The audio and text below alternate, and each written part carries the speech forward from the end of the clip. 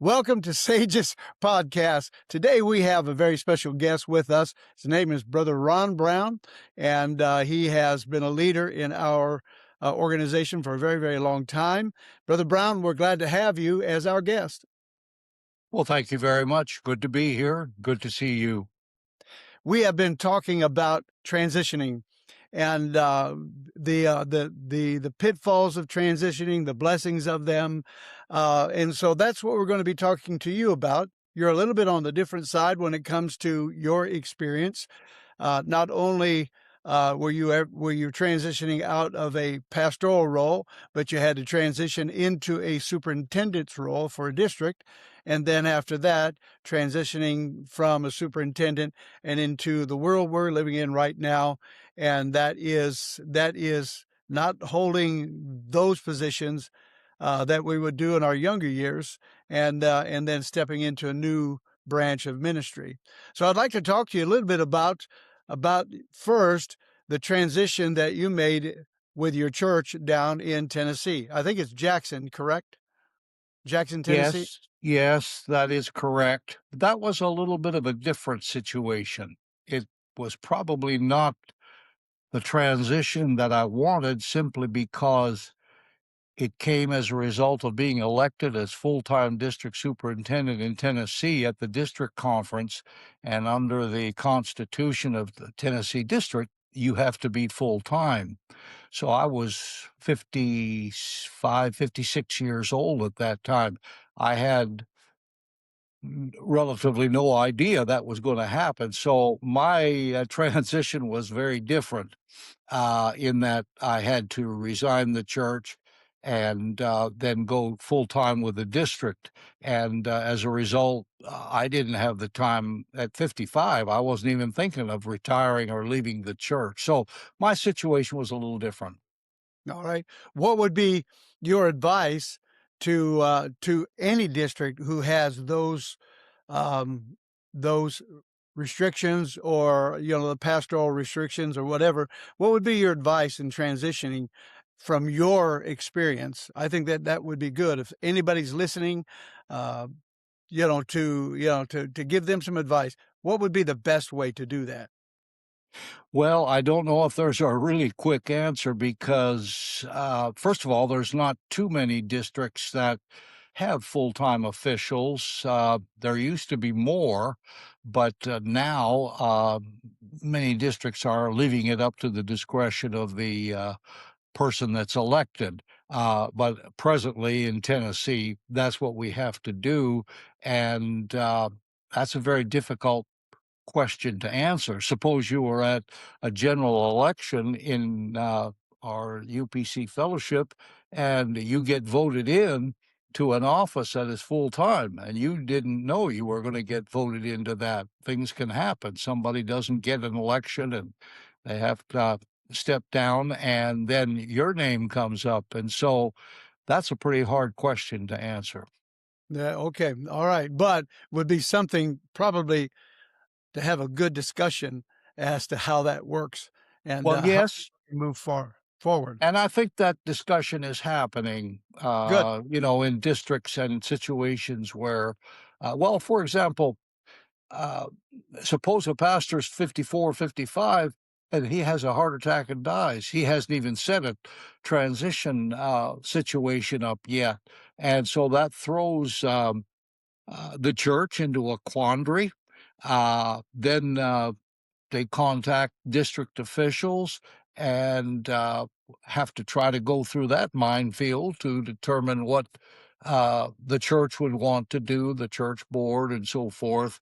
Uh, so uh, that might have to do with a sudden transition. And Okay. and I guess death would be one way, and then the other way was what I just mentioned about being elected into a position. So that transition was not easy.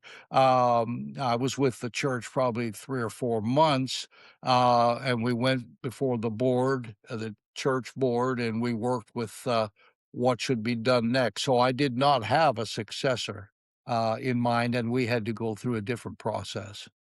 Okay. All right. Well, thank you. I appreciate that. Also, then now, then you serve for how long as District Superintendent of Tennessee? I served full time for 16 years from 16. 2005 to 2021. Yeah, 16 years. And was it your choice to step away, or was it an election thing? To step away from the being Superintendent. superintendent? Oh, Yes. absolutely my choice. Okay. Very good. All right. Absolutely my choice. And let me say this while you're on the subject, Brother Chapman. Let me give you a little backstory. I was pastoring in Iowa. I was young. I was probably 25. And maybe about a year and a half later, we had a couple come to us. He had pastored in the district for the same church for 40 something years, actually lived in an apartment behind the church, kind of connected with the church. Okay. Now, he was 79 years old. The church had once been a good church for size wise, maybe 100 to 125, 30. Uh, but he had never owned a home. Mm. And when he came to us, he said, and really the church, it isn't that they fired him, but they had to do something. He was not capable. Sure. But he had never owned a home. He'd lived in that apartment for many, many years. He came to us. He said, well, I don't owe anybody a nickel, because he came back to our church. That was his home church. His dad used to pastor back in the 20s. He said, I Wow. don't owe anybody a nickel, but he didn't have a nickel either. Huh. I mean, he didn't. And he had never paid into Social Security because that was, he started back in the 30s, I guess, maybe. And it was a quandary. It was a very difficult situation. And we helped him as best we could and finally got this minister on what they called SSI. And so he was able to survive. But I told my wife then, here we are, 25, 26 years old. I said, we can't let that happen to us. He No, was sir. actually pastoring the church because he had no income. And so at that point, Brother Chapman, I decided I've got to start something financially. I don't want to be dependent on a church or anybody else when that time comes. So just to give you an example, I I thought, well, we didn't make big money in those days, obviously, but I thought I'm going to try to save some money up. So I saved up $500, and then I went and bought a CD and that certificate of deposit, and it earned Sure. more interest. Uh-huh. Then I saved up some more, and when that other CD came due in say a year, I added that to it, and it was very interesting because you start off very slow. But finally, I got enough in the CD, and I went down to, after doing that a few times, went down to like, I can't call it a broker, Edward D. Jones, and put that money in there. And then it got to working and keeping adding. And, uh, and thank the Lord through a lot of things through that process. Uh, we would be financially independent, so I never had to depend on, I've got to preach to survive type thing. Sure. And my advice would be to all young ministers to do that. And when you do that, you will have options, and you will be able to back out when you feel and God feels it's time to back out of whatever ministry you're in, whether it's pastoring a church or even being an official of the district or of the organization. So I've seen too many people, as I was a superintendent, pastors who had simply not prepared. Yes. And when they would say, when their younger days, bless God, not preaching for money, at the end, they end up preaching for money, not that they're money hungry, but they had no money. That's right. Some of them had even dropped from Social Security. So you've got to keep your options open when that time comes financially.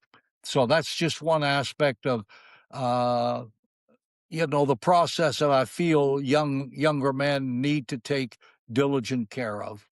Yes, sir. I remember sitting in class at ABI in my first year, and Brother Grant was teaching for those of you who ABI people, you'll know who Brother Grant is. And Brother Grant was teaching, and he stopped and he said, he's talking about finances, and he said, and of course, he was Canadian born and then came in, was naturalized with the United States. He said, if you have the option of opting out of Social Security, don't do it. He said that will be the worst choice that you can make. Pay your Social Absolutely. Security. Yeah, and I kept that. I kept that. I have friends who opted out, and they wish you hadn't. Now they're trying real hard to try to make up for that in Social Security. So, Well, I you, you not but only lose the income that a Social Security check gives you, but you also Medicare and things of that sort. that's exactly So, what he said too. So for the advice of any young folk that are listening, definitely this should be the case. So then now obviously, you were fine. You made some good choices as a pastor and your younger years, and now you're stepping away from your church. You're into the district work, and then now when you left the district work, that was your choice, correct? absolutely, Okay. absolutely. I actually wanted to retire by 70. But I retired 2 years later from the district. Reason being, we had built a new district office and some things, and I wanted to make sure all of those things were built and paid for. And so, but I felt very strongly, definitely at that age, and I was going to do it earlier, as I mentioned, but many people said I don't think that's the right time. And but I finally, at 72, I thought at that age, um, you're still in good shape, but uh, younger minds, you get into a pattern after a while, and particularly in administration, I felt it would be very good to have new input and so forth. So I wrote a letter to the district, I would say about 4 or 5 months before, and said, "This is what I feel I should do." And of course, people said, "Well, what? You can stay on for sure." But I said, "No, it's time between me and God." I felt it was time. So that transition was obviously different than somebody training a future pastor for a congregation, because the next superintendent would be voted on by the constituency, and I wasn't about to recommend who they should. They're smart enough to figure that out. Yeah, I believe that too. I believe in that. Well, good. Now that you've made the double transition from being pastor to superintendent, from superintendent to this new part of your life, when we were just at Sage's conference, and I would encourage everybody that is within that Sage age to try to attend one of those conferences. The next one is going to be in Nashville this next year in 2027, and I would advise anybody to take advantage of that. But with that, we hear the encouragement. You say, well, you still have a ministry and these things, and here's what you can do. Um, and I'm thinking to myself, there should not be a shift in your thinking of who you are. That we are men of God, we're ministers, and we're stepping into a new role. How would you describe that new role, Brother Brown? How would you describe that? Where you are right now, how would you describe that? Well, I would say this: it's a wonderful role. Uh, People who think I'm going to die with my boots on, they need their head examined. You need to prepare for another stage of life. It's a beautiful time. That doesn't mean you're not a minister anymore. And You're still active with whatever you feel you can contribute to the kingdom of God. But it gives you more time for reflection, doing a few things maybe you want to do. The big part is you have the heavy load off of you of, say, Yeah. pastoring a church and a staff, or in my case, a district. And of course, we had probably 15 to 20,000 constituents in Tennessee. So you've got pastors, you've got department leaders, and you're connecting with all of them, and so having that responsibility off of you, and everything from the financial part of a district to the interaction between the ministry, finding pastors for churches if they have not set up some type of a transition. There's just you don't realize how heavy it is until you're out from under it. Oh, And well, uh, yes. and so we are enjoying it now. It'll soon be 5 years, and we have had a wonderful time. We preach different places, not every Sunday. Don't have to. Uh, you know what? Been there, and I've scratched that itch. But if they want you to speak, fine. You know. In Good. fact, I'm going back to I'm going to be in Tennessee for a few weeks for our district conference, and so I've got about 5 places of people that had asked me when you come back. So I'm going to be doing that. But I also found in visiting churches in our district, I found a lot of retired ministers sitting there. They were kind of off to the side, so to speak, out of sight, out of mind. We don't see them a lot, and that's what concerned me. We started a ministry in the district for retired ministers. First of all, identifying them. We had 47 retired Wow. pastors Yeah. in the district, and at that time, and I'm sure that would correlate in any other district. And I thought, well, I don't like to see them pushed out, but no, they don't. Most of them wouldn't want to take a church again, probably shouldn't, but there's things that they could do. And I was concerned about them not being fulfilled in their ministry. We started having a few sectional breakfasts for ministers in a section that were retired. And the ones we did have, they seemed to really enjoy it, interact, and talk about what they had done and what they're doing now. So you have to find your niche. Not everybody does the same things. Nobody Sure. has the same talents. So find out where you fit, whether in the local church or even in a more expanded area, and just do it. But you don't have to hit it every day, hit the floor and run all day. So You can we sit down enjoy. when you want to. Sit down when you want to, and I'll tell Yeah. you what, brother, I enjoy sitting down with a book. Uh, Believe it or not, we took a course in ABI in the 60s, the history of the Christian church, Uh-huh. Uh-huh. and we had that textbook. But I had never fully read it through, and I thought, I'm just going to read that through. And so I'm actually doing that right now. But uh, it gives you time to do things, and then in the local church, uh, find a place to fit in. No, once in a while, the pastor may call on you to speak, but there's so many other things. Sure. Sure. Visiting the sick, the elderly, teaching Bible studies, obviously. And so find what you can't just uh, sit down and vegetate, just be there. Uh, you've got to get involved, find where you fit. Very good. Very good. So now that you have made that transition and you're reading books and you're locking in, um, I don't know if it was you that had told me this little saying here. He said, "Every time we bury an elder minister, we're burying a library full of Yep. experience." Was that you that said that? Yeah, well, I did, and Okay. you may have heard it from others, but I No, I remember heard it being from at a you. funeral of a district superintendent, and we looked at him and laying in the coffin, and my wife told me this. She said, "We've buried a library here."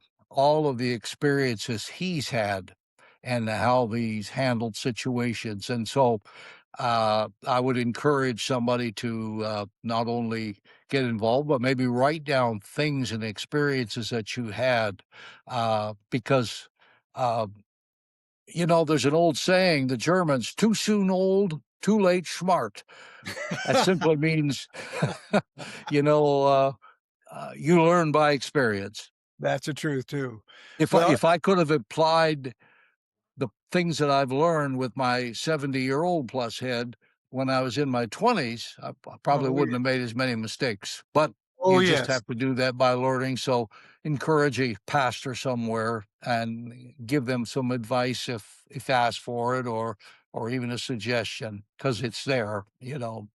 Well, you just kind of uh, took me right into my last question here, or my last question for you, and that is, what would you say to put your superintendent hat on and say, what would you say to young pastors who are in their mid 30s all the way up until their late 50s, maybe even 60. That's their time of prime time right there.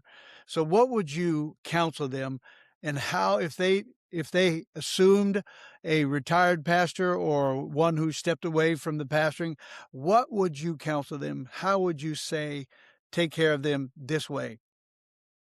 Well, there's no question. The United Pentecostal Church has done great strides forward in talking about the very delicate subject of transition. The old timers, they didn't talk about that No. much.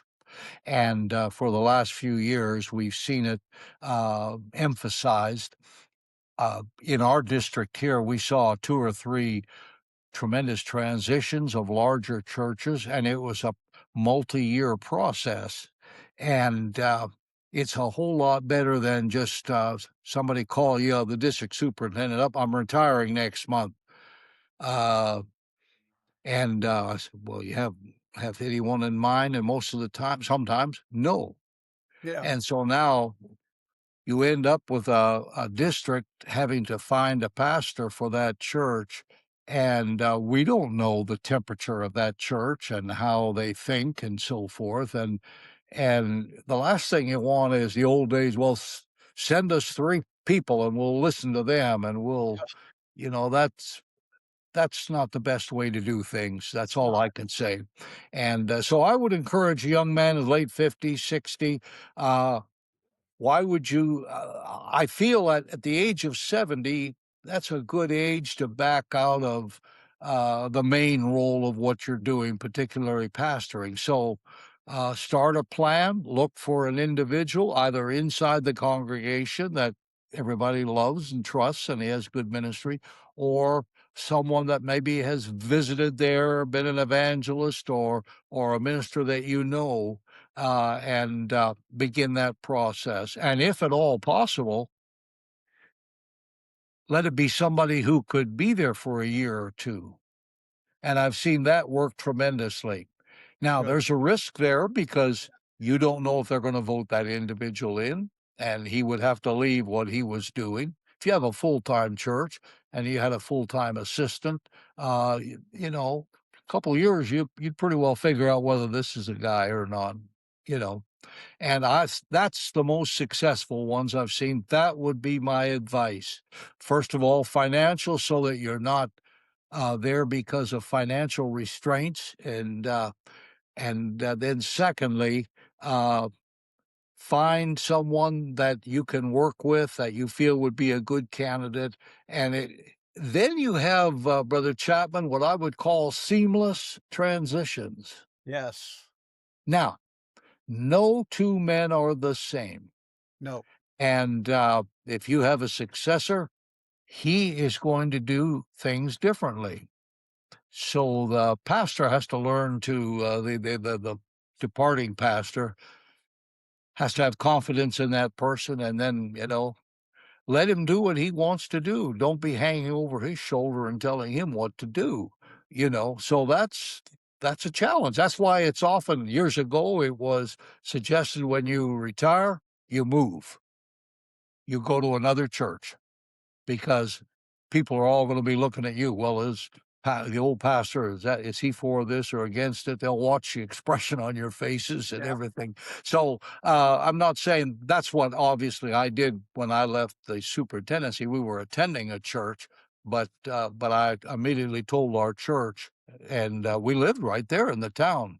I said, I'm not going to be going to church here, and so don't call me unless it's for an emergency, to Yes.